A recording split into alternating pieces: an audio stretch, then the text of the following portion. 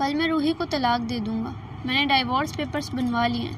آفاق لشاری کے لہجے میں ایسی کاٹ تھی کہ کمرے کی فضا بوجھل ہو گئی۔ اس کی آنکھوں میں غصے کی سرخی صاف نمایاں تھی۔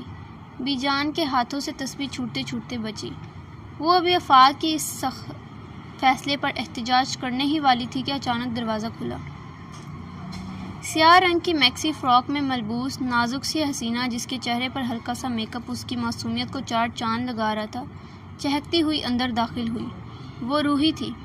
اس کے چہرے پر موجود بے فکری آفاق کے تپتے ہوئے وجود کے بالکل برعکس تھی۔ بی جان، میں شازیہ کی منگنی میں جا رہی ہوں، وہ اپنے کانوں کے جھمکے سیٹ کرتے ہوئے بولی۔ اسے احساس ہی نہیں تھا کہ چند لمحے پہلے یہاں اس کی زندگی کی بربادی کا فیصلہ ہو رہا تھا۔ بی جان صدمے کی وجہ سے خاموش رہی۔ روحی ان کی بھتیجی تھی، یتیم بچی جسے انہوں نے پلکوں پر بٹھا کر پالا تھا اور اپنے اکلوتے بیٹے آفاق کے پلے باندھ دیا تھا۔ ان کی نظریں باری باری آفاق کے غسیلے چہرے اور روحی کی مسکراہٹ پر جا رہی تھی۔ روحی نے بی جان کی خاموشی کو اپنی اجازت سمجھا اور شرارت سے بولی، اوفو بی جان، 2 گھنٹے میں آ جاؤں گی، کون سا ہمیشہ کے لیے جا رہی ہوں۔ پھر اس نے اپنی بڑی بڑی پلکیں جھپکائی اور صوفے پر بیٹھے آفاق کی طرف مڑی، جسے وہ پیار سے لمبو کہتی تھی۔ سنو لمبو، تمہارے پاس گاڑی ہے نا؟ چلو مجھے ڈراپ کر دو۔ تم بھی کیا یاد کرو گے، مجھ جیسی نازک حسینہ تمہارے فٹیچر گاڑی کو رونق بخش رہی ہے۔ اس نے ایک ادا سے گردن اکڑائی۔ آفاق، جو بھی اسے اپنی زندگی سے نکالنے کی بات کر رہا تھا، اس کی اس معصومانہ بے باکی پر ساکت رہ گیا۔ روحی کی وہی ادائیں جو اسے غصہ دلاتی تھی، اس وقت سیدھی اس کے دل کے پار ہوئی۔ اس کے اندر کا غصہ جیسے برف کی طرح پگھلنے لگا۔ میں ساری عمر تمہارا ڈرائیور بننے کو تیار ہوں۔ آفاق کے لبوں سے یہ جملہ غیر ارادی طور پر نکلا۔ اس کی آواز میں اب وہ سختی نہیں بلکہ عجیب سی سپردگی تھی۔ بی جان، جو اب تک خاموش تھی، آفاق کی پلٹی ہوئی کایا دیکھ کر تلملا اٹھی۔ طلاق دو ابھی اسے، ابھی تو تم کہہ رہے تھے کہ… آفاق نے فوراً بی جان کو خاموش ہونے کا اشارہ کیا، لیکن روحی نے لفظ طلاق سن لیا تھا۔ اس کے ہاتھ میں موجود کلچ بیگ فرش پر گرا۔ او میرے خدایا، بی جان، یہ کیا کہہ رہی ہیں آپ؟ اس کی آواز میں ایک دم لرزش آ گئی۔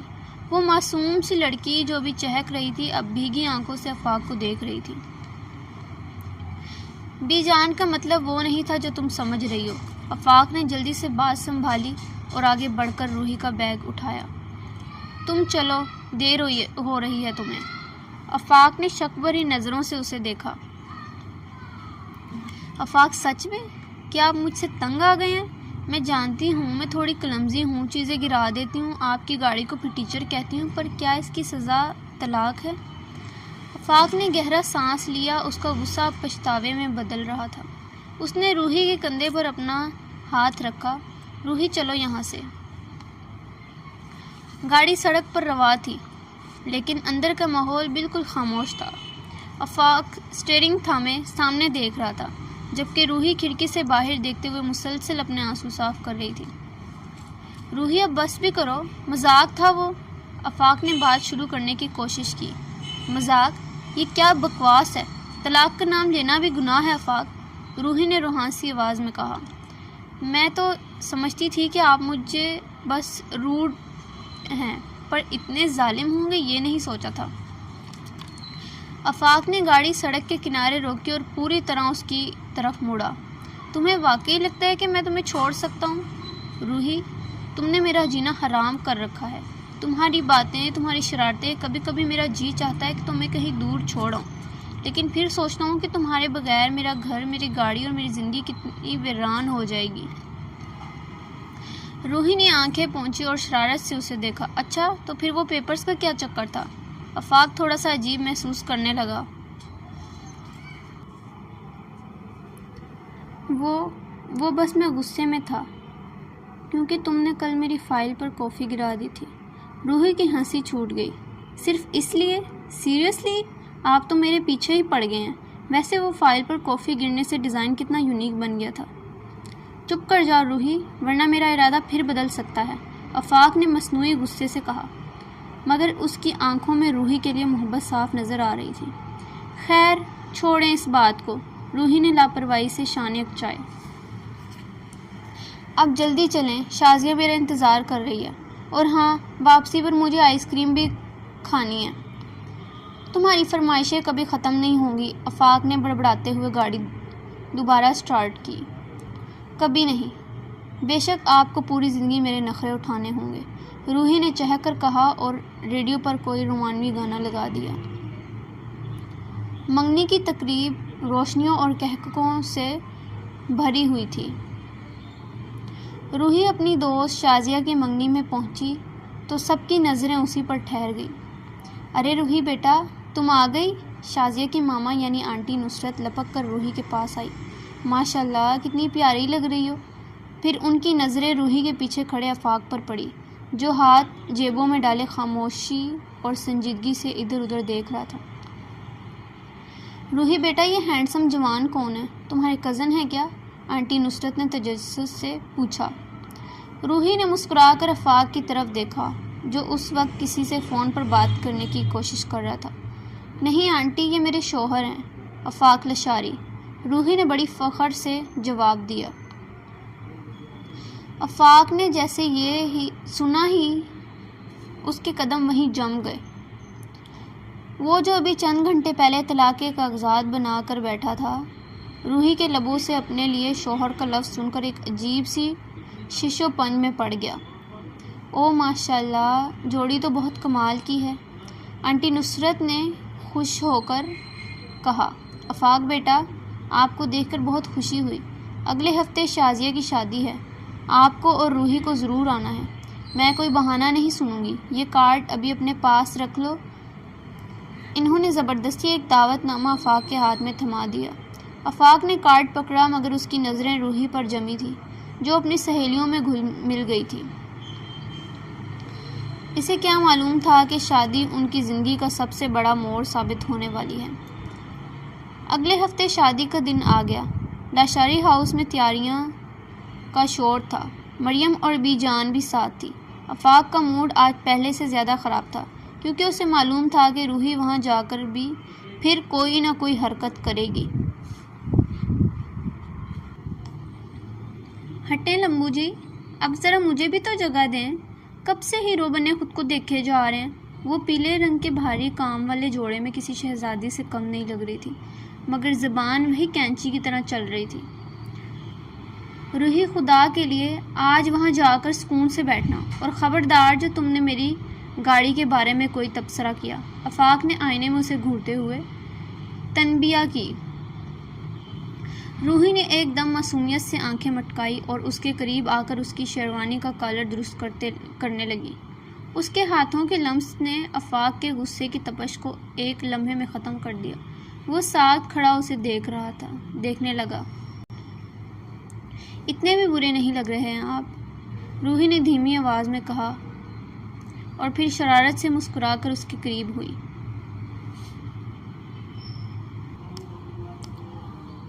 پر مجھ سے زیادہ پیارے لگنے کی کوشش مت کیجیے گا، ورنہ میں نے سب کو بتا دینا ہے کہ گھر میں مجھے آپ نازک پری کہہ کر پکارتے ہیں۔ میں نے کب کہا؟ آفاق نے ہکا بکا ہو کر پوچھا۔ ابھی آپ کی آنکھیں کہہ رہی ہیں، روحی نے کھلکھلا کر کہا اور بھاگ کر کمرے سے باہر نکل گئی، جبکہ آفاق وہیں کھڑا اپنے دل کی بے ترتیب دھڑکنوں کو سنبھالنے لگا۔ نیچے بی جان مریم کو ہدایت دے رہی تھی کہ تبھی روحی سیڑھیوں سے اچھلتی کودتی پہنچی۔ بی جان، دیکھیں آپ کا بیٹا پھر سے مجھے ڈرا رہا ہے، کہہ رہا ہے کہ شادی میں مجھے آئس کریم نہیں دلائے گا، روحی نے بی جان کے پیچھے چھپتے ہوئے شکایت لگائی۔ آفاق، باز آ جاؤ، میری بچی کو تنگ کرنے سے، بی جان نے روایتی سختی سے کہا۔ آفاق نے سر پیٹ لیا۔ اسے سمجھ نہیں آ رہا تھا کہ یہ لڑکی اسے طلاق دلوانا ہی چاہتی ہے یا پاگل کرنا۔ چلو بھائی، اب دیر ہو رہی ہے، مریم نے ہنستے ہوئے کہا۔ گاڑی میں بیٹھتے ہی روحی نے پھر سے ریڈیو آن کر دیا اور آفاق کو چھیڑنے کے لیے وہی پرانا گانا گنگنانے لگی، جبکہ آفاق نے مسکراہٹ چھپانے کے لیے رخ دوسری طرف کر لیا۔ شادی ہال کی چکا چوند روشنیوں اور ڈھولک کی تھاپ نے ماحول کو مزید رنگین بنا دیا تھا۔ آفاق نے گاڑی پارک کی اور جیسے ہی باہر نکلا روحی نے فوراً اس کا بازو تھام لیا۔ آفاق نے چونک کر اسے دیکھا، جس پر روحی نے ایک دل نواز مسکراہٹ اچھالی۔ دیکھیے لمبو جی، یہاں بہت ساری شکاری گھوم رہے ہوں گے، اس لیے میں نے سوچا کہ آپ کو تھوڑا بکٹ دکھا دوں تاکہ کوئی بیچاری لڑکی آپ کی سنجیدہ چہرے کے دھوکے میں نہ آ جائے، روحی نے سرگوشی میں کہا۔ آفاق نے گہرا سانس لے کر اپنا بازو چھڑانے کا ناکام کوشش کی۔ روحی، یہاں سب جانتے ہیں کہ میں شادی شدہ ہوں، اور یہ شکاری والی فلمیں باتیں بند کرو پلیز۔ ہائے اللہ، آپ تو ایسے کہہ رہے ہیں جیسے میں کوئی گناہ کر رہی ہوں۔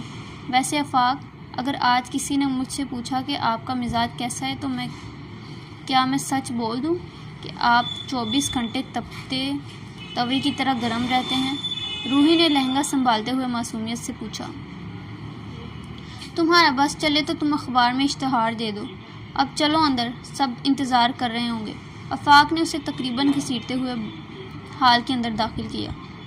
اندر داخل ہوتے ہی مریم اور بی جان خواتین کی طرف چلی گئی، جبکہ روحی کو اس کی سہیلیوں نے گھیر لیا۔ آفاق ایک کونے میں کھڑا ہو کر کارڈ اور ڈیکوریشنز کا جائزہ لینے لگا، مگر اس کی نظریں مسلسل روحی پر تھی۔ وہ اپنی سہیلیوں کے ساتھ ہنس ہنس کر باتیں کر رہی تھی، لیکن آفاق کو محسوس ہوا کہ جیسے روحی کی ہنسی میں وہ پہلے والی بے فکری نہیں تھی۔ وہ بار بار اپنے موبائل کی اسکرین دیکھتی اور پھر جلدی سے اسے اپنے کلچ بیگ میں چھپا دیتی۔ کچھ تو گڑبڑ ہے، آفاق نے بڑبڑایا۔ تبھی روحی چہکتی ہوئی اس کے پاس آئی۔ آفاق، مجھے سخت پیاس لگی ہے، ذرا وہ سامنے پڑے اسٹال سے میرے لیے پنک ٹی لا دیں۔ ابھی تو تم کہہ رہی تھی کہ آئس کریم کھانی ہے، اب چائے؟ آفاق نے بھنویں اچکائی۔ اوہو، پہلے پیاس بجھاؤں گی پھر میٹھا کھاؤں گی نا۔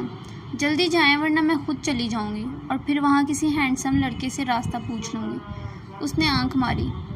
آفاق تپ کر چائے لینے چلا گیا۔ جیسے ہی وہ تھوڑی دور گیا، روحی کے چہرے سے مسکراہٹ غائب ہو گئی۔ اس نے تیزی سے بیگ سے فون نکالا اور کسی کو میسج ٹائپ کرنے لگی۔ اس کے ہاتھ ہلکے سے کانپ رہے تھے۔ میں نے منع کیا تھا نا کہ ابھی رابطہ مت کرنا، آفاق ساتھ ہے، وہ بہت شک کر رہا ہے۔ اس نے میسج سینڈ کیا اور فوراً ڈیلیٹ کر دیا۔ جیسے ہی اسے پیچھے سے قدموں کی چاپ سنائی دی، اس نے فون بیگ میں ڈالا اور دوبارہ وہی مصنوعی مسکراہٹ سجا لی۔ یہ لو تمہاری چائے۔ آفاق نے کپ اس کے ہاتھ کی طرف بڑھایا۔ اور یہ بتاؤ تمہارا فون اتنا مصروف کیوں ہے آج؟ روحی نے چائے کا سپ لیا اور آنکھیں سکیڑ کر اسے دیکھا۔ کیوں؟ کیا آپ کو جیلسی ہو رہی ہے؟ بس وہ شازیہ کے کزن پوچھ رہے تھے کہ یہ لمبو بھائی کون ہے جو روحی کے ساتھ سائے کی طرح چپکے ہوئے ہیں۔ روحی، میں مذاق کے موڈ میں نہیں ہوں، تم بار بار موبائل چھپا رہی ہو، کیا بات ہے؟ آفاق کا لہجہ سنجیدہ ہو گیا۔ اب کیا میں اپنی سہیلیوں سے میسج پر بات بھی نہیں کر سکتی؟ آپ تو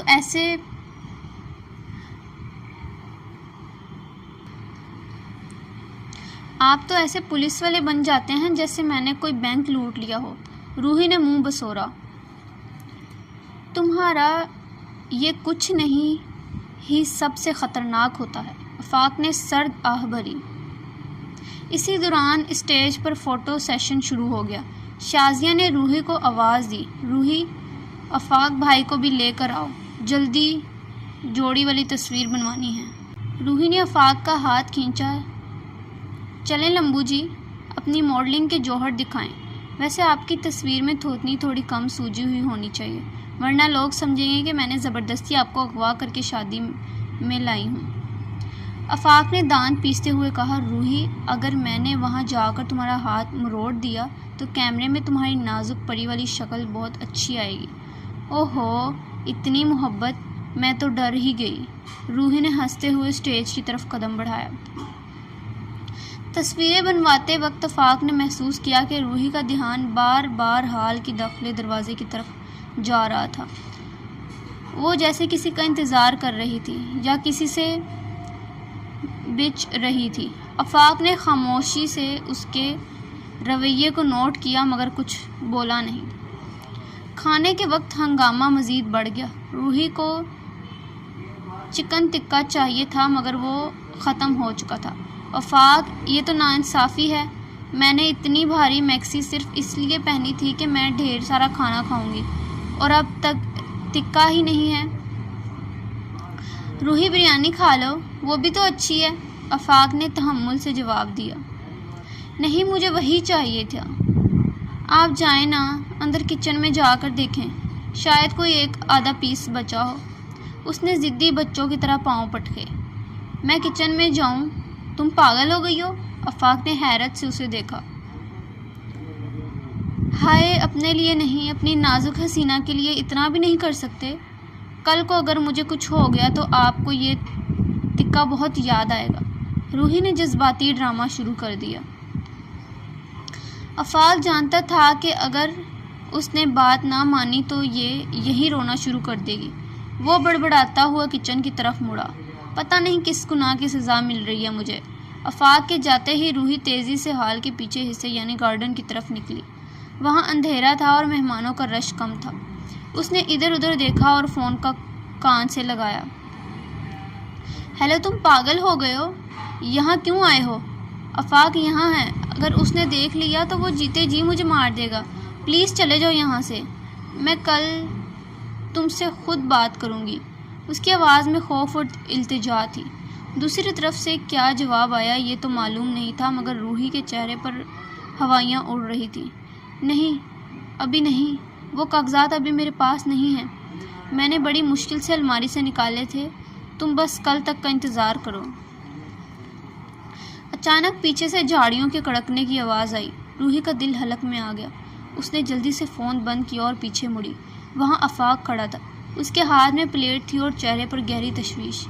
روحی، تم یہاں اندھیرے میں کیا کر رہی ہو اور کس سے بات کر رہی تھی؟ آفاق کی آواز پلٹ دار تھی۔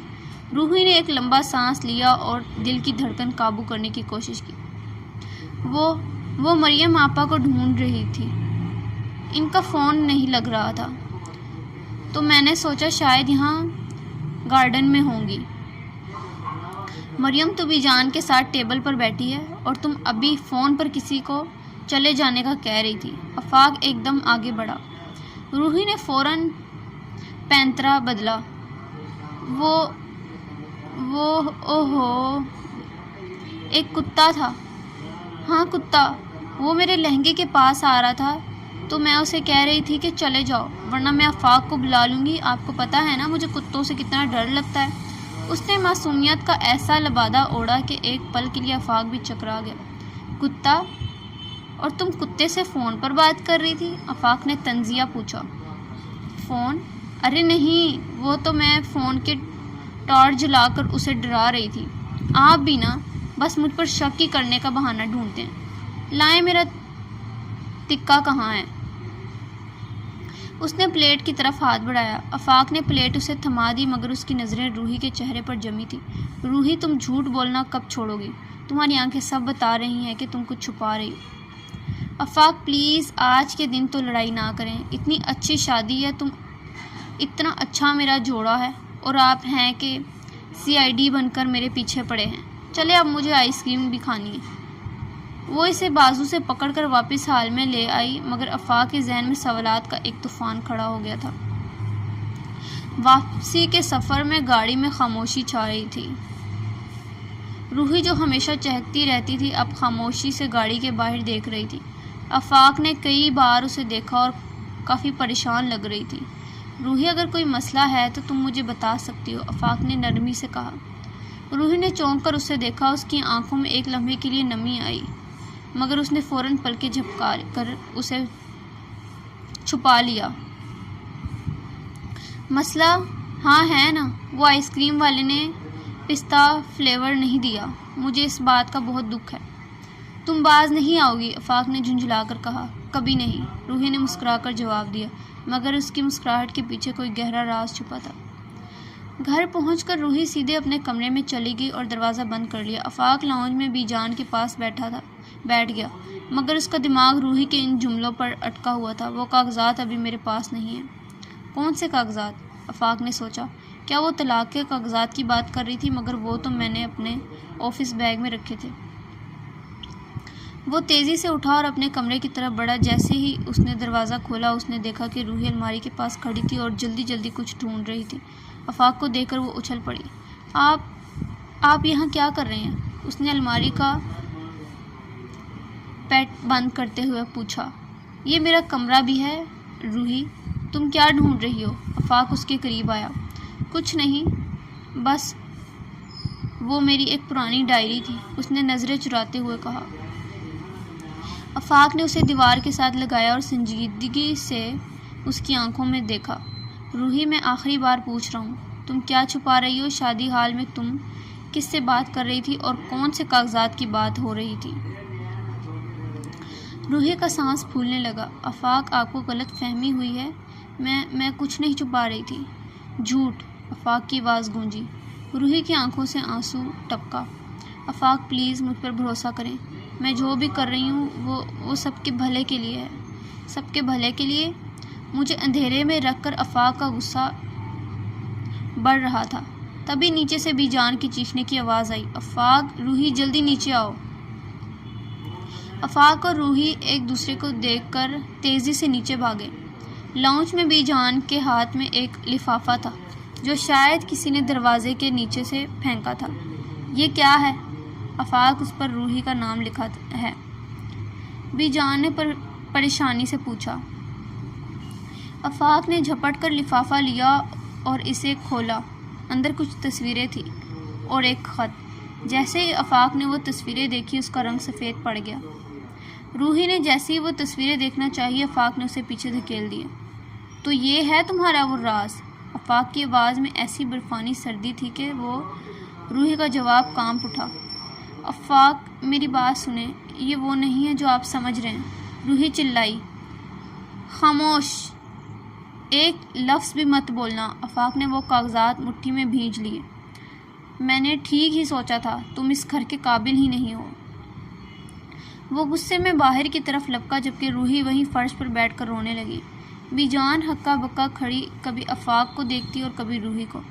وہ گاڑی میں بیٹھا ان تصویروں کو دیکھ رہا تھا جن میں روحی کسی انجان شخص کے ساتھ ایک پرانے سے کیفے میں بیٹھی بہت سنجیدگی سے کچھ کاغذات پر دستخط کر رہی تھی۔ اتنا بڑا دھوکہ! آفاق نے اسٹیئرنگ پر مکہ مارا، مگر پھر اس کی نظریں اس خط پر پڑی جو تصویروں کے نیچے دب گیا تھا۔ اس نے کانپتے ہاتھوں سے وہ خط کھولا جس پر کسی کی نپی تلی تحریر درج تھی۔ آفاق صاحب، آپ کی بیگم کو میں نے بہت سمجھایا کہ وہ اپنے والد کی پرانی جائیداد کے کاغذات آپ کو دکھا دیں، مگر وہ بضد تھی کہ جب تک وہ جائیداد کے قانونی مسائل حل کروا کر اسے آپ کے نام منتقل نہ کروا لیتی وہ آپ کو نہیں بتائے گی۔ وہ چاہتی تھی کہ آپ کو وہ گھر تحفے میں دے جہاں آپ کا بچپن گزرا تھا۔ یہ تصویریں میں نے اسے بلیک میل کرنے کے لیے نہیں بلکہ آپ کو سچ بتانے کے لیے بھیجی ہیں، کیونکہ اسے جائیداد کے دوسرے وارث اب روحی کو دھمکا رہے ہیں۔ آپ کا خیر خواہ، وکیل زہیب۔ آفاق کے پیروں تلے سے زمین نکل گئی۔ اسے اپنی گھٹیا سوچ اور روحی پر کیے گئے شک پر اتنی شرمندگی ہوئی کہ اس کا دم گھٹنے لگا۔ وہ فوراً گاڑی سے اترا اور بھاگتا ہوا اندر داخل ہوا۔ اندر کا منظر دل چیر دینے والا تھا۔ روحی صوفے کے پاس فرش پر بیٹھی بی جان کے گھٹنوں میں سر دیے زاروں قطار رو رہی تھی۔ بی جان، میں نے کچھ غلط نہیں کیا، میں تو بس آفاق کو خوش کرنا چاہتی تھی۔ آفاق خاموشی سے اس کے پاس آ کر گھٹنوں کے بل بیٹھ گیا۔ اس نے لرزتے ہاتھوں سے روحی کے کندھے پر ہاتھ رکھا۔ روحی نے چونک کر اوپر دیکھا۔ اس کی سرخ آنکھیں اور بھیگی پلکیں آفاق کے دل پر تیر کی طرح لگی۔ روحی، اس کی آواز بھرا گئی، چلے جائیں یہاں سے، دے دیں مجھے طلاق، میں ہوں ہی ایسی کلمزی، ہمیشہ سب خراب کر دیتی ہوں۔ روحی نے روتے ہوئے اپنا چہرہ ہاتھوں میں چھپا لیا۔ آفاق نے زبردستی اس کے ہاتھ اپنے ہاتھوں میں لیے۔ تم کلمزی نہیں ہو روحی، تم پاگل ہو، اتنی بڑی بات مجھ سے چھپائی، تمہیں اندازہ بھی ہے میں نے کیا کیا سوچ لیا تھا؟ روحی نے ہچکیاں لیتے ہوئے اسے دیکھا۔ میں بس سرپرائز دینا چاہتی تھی۔ وہ بابا والا پرانا گھر آپ کو کتنا پسند تھا، میں نے سوچا وہ کیس جیت کر آپ کے نام کر دوں گی تو آپ کو مجھ پر فخر ہوگا۔ آفاق نے اسے کھینچ کر اپنے سینے سے لگا لیا۔ مجھے تم پر فخر ہے روحی، اور ہمیشہ رہے گا۔ مجھے وہ گھر نہیں چاہیے، مجھے صرف تم چاہیے۔ میرا گھر، میرا سکون، میری زندگی تم سے شروع ہو کر تم پر ختم ہوتی ہے۔ بی جان نے اطمینان کا سانس لیا اور مسکراتے ہوئے وہاں سے اٹھ گئی تاکہ ان دونوں کو تنہائی مل سکے۔ روحی نے آفاق کے سینے پر سر ٹکایا اور شرارت سے اسے دیکھا، حالانکہ آنکھیں ابھی بھی نم تھیں۔ تو اس کا مطلب ہے اب طلاق کے پیپرز کا کیا ہوگا؟ آفاق نے جیب سے وہ پرانے کاغذات نکالے اور روحی کے سامنے ان کے ٹکڑے ٹکڑے کر دیے۔ یہ گئے بھاڑ میں۔ اب ان کی جگہ ہم نئے کاغذات بنوائیں گے جس میں لکھا ہوگا آفاق لاشاری اپنی پوری زندگی روحی نامی اس نازک پری کے نخرے اٹھانے کا پابند ہوگا۔ روحی کھلکھلا کر ہنس پڑی۔ اور میری آئس کریم اور وہ گاڑی جو ٹیچر ہے، وہ گاڑی بھی نہیں آئے گی اور آئس کریم کا پورا پارلر تمہارا ہوگا۔ بس تم یہ جیمس بانڈ بننا چھوڑ دو۔ آفاق نے اس کی پیشانی چومی۔ کمرے کی فضا جو تھوڑی دیر پہلے بوجھل تھی اب قہقہوں اور محبت کی خوشبو سے مہک رہی تھی۔ آفاق کو سمجھ آ گیا تھا کہ رشتے شک سے نہیں بھروسے سے چلتے ہیں، اور روحی کو یہ یقین مل گیا تھا کہ اس کا لمبو جتنا بھی سخت نظر آئے، اس کا دل صرف اپنی نازک حسینہ کے لیے دھڑکتا ہے۔